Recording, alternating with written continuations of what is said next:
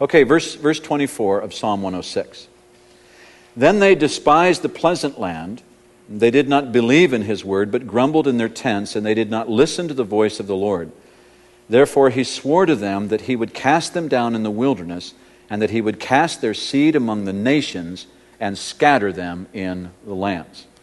Now this, of course, is referring to the people of God when they've come out of Egypt and they've been brought to the very edge of the promised land. And so the Lord says, oh man, you're going to love this place. And I want to get, let's see, we'll go one from each tribe. We'll get 12 of you. And I want you to go in and check out the land and scope it out and see everything that's there so that you can come back and be a guide to your friends and your neighbors to take them to all the really cool places. For years, what you've heard is the language to go in and spy out the land. Well, yeah, you can translate it that way. But it's more the idea, you just go and check the place out because you're going to be a guide to bring somebody else into the same place. He wasn't saying sneak around and be afraid. He said, go in and check it out. And so they go in and they check it out. And they bring back very conflicting reports. A group of 12 of them, two, Jethro and, Caleb and Joshua, bring back a really good report. And the other 10 bring back a really bad report. And here's how it goes. Caleb and Joshua say, man alive, it's like, what a place. You should see the fruit in this place. It is so big. Do you know how big it was, by the way? They went and they got a cluster of grapes and some pomegranates. Their cluster of grapes wasn't just to reach up and chop that or reach down and chop. Oh, good grapes, yummy. The cluster of grapes was so big, it took 2 men and a pole to carry this sucker. One cluster of grapes. It's like this is a land of plenty. This is Texas all over the place. But the other guys said, yeah, the fruit's big, but the people and the giants are bigger.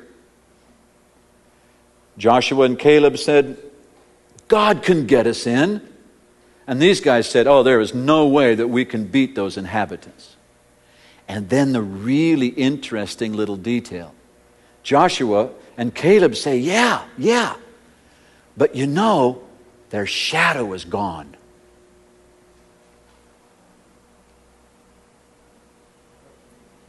Oh, sorry. You know, their spiritual covering. Because this is a spiritual issue.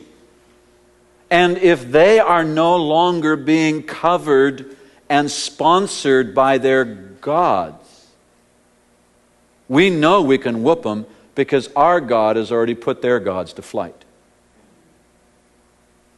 And the reply of the other 10 was, yeah, but we're just bugs compared to them. You know, we could make a lot of parallels as to how it is that you and I come to a place and God says, I want you to go into the land that I'm giving you. Here it is. And when we don't realize that it's a spiritual thing and we start evaluating and sizing everything up in just the physical arena, we decide what's possible and what isn't possible, and we forget that God is the God who can chase anyone's shade away, anyone's shadow, anyone's covering. He's the God that can give us the very land that we don't otherwise have. And so the Lord says, you know what? Really, I don't need you. He says, I tell you what, Moses, we're just going to wipe these guys out and I'll make an entirely new nation as big as them and you can be the leader of that nation. It'll be fantastic. I don't need these people. And Moses says, but Lord, you know, so funny. Moses and God, they go back and forth. One time it's one complaining, then it's the other. And by the way, these people have said, you know, I can't believe you brought us out here just to die. They're going to eat us alive. We should have died in Egypt. Wish we'd have died in the wilderness. So funny. When they're in the wilderness, all they can hearken back to is, I wish we would have just stayed in Egypt.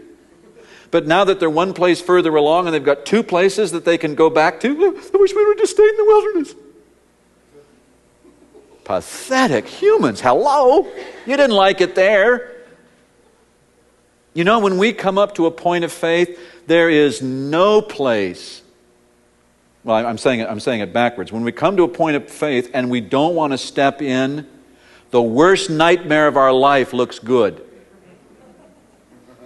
Just get me out of here. I don't want to have to deal with the faith thing. Take me back, let me be miserable and just die in Egypt.